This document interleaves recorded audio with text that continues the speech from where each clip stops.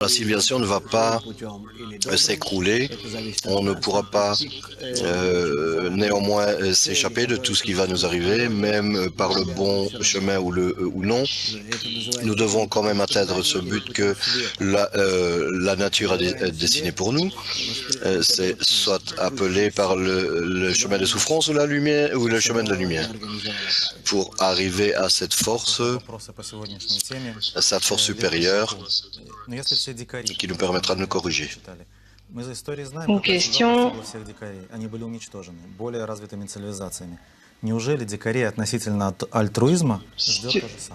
Tous les hommes des cavernes avaient été détruits par d'autres civilisations. Est-ce que ça, est-ce que ça veut dire que les hommes des cavernes étaient plus altruistes? Non, je pense pas que cela a été détruit. Qui nous sommes? Nous sommes les mêmes hommes que ces hommes des cavernes.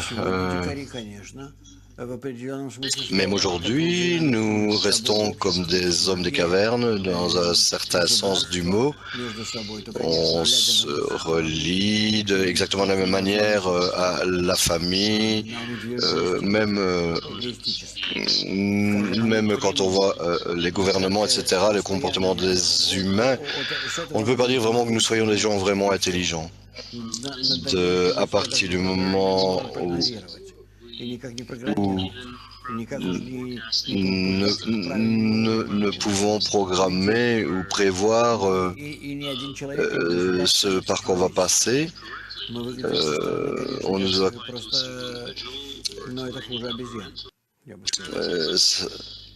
si nous regardons notre comportement, on est pire que des singes.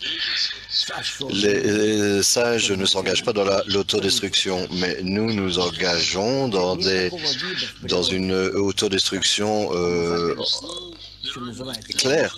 Il n'y a pas d'autre espèce dans la nature comme l'Homo sapiens.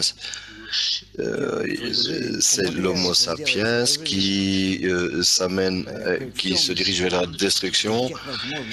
Il s'arrange pour faire de sa vie, avec toutes les opportunités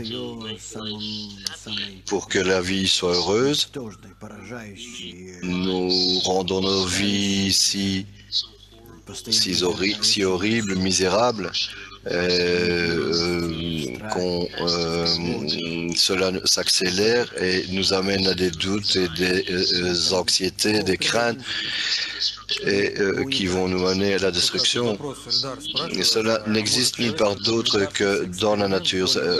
Il n'y a que nous qui faisons ça. Peut-être que l'humanité est une expérience qui n'a pas réussi et qui peut être arrêtée à tout moment. Non, l'humanité n'est pas une expérience ratée. C'est en fait la force supérieure qui nous a créés. Et il y a en fait un programme très spécifique qui réside en cela. Ce programme a été révélé presque il y a 6000 ans. Cela a été mis sur papier, expliqué, et il n'y a rien d'accidentel ici, tout a été expliqué. L'humanité a été amenée à ce degré de développement de notre ego pour avoir l'opportunité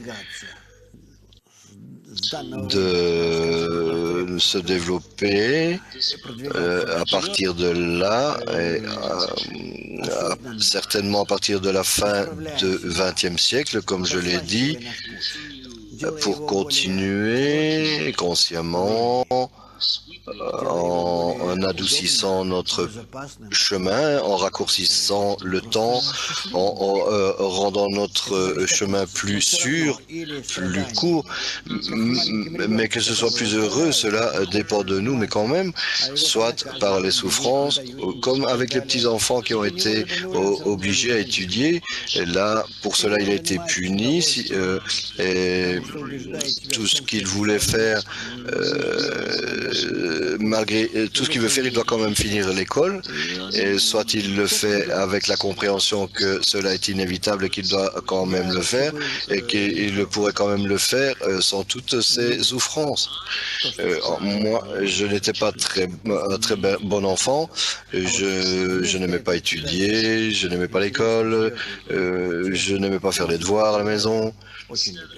Mais plutôt, j'étais attiré par des livres concernant la technologie ou toutes sortes de choses.